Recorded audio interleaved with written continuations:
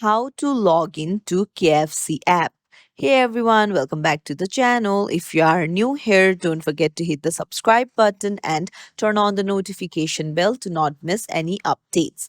So let's dive right in. Open up your KFC app, then go to your profile in the bottom right corner. There you can see sign up, be part of family option, tap on it.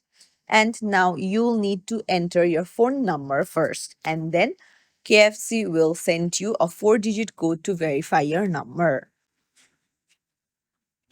Now you'll need to enter your password.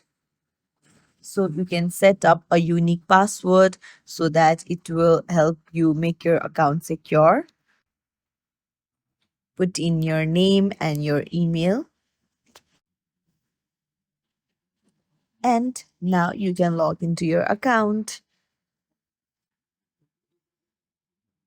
And that's it. Now you have logged into KFC app. If you found this tutorial helpful, don't forget to like the video and subscribe to our channel for more tips and tricks. Thank you for watching.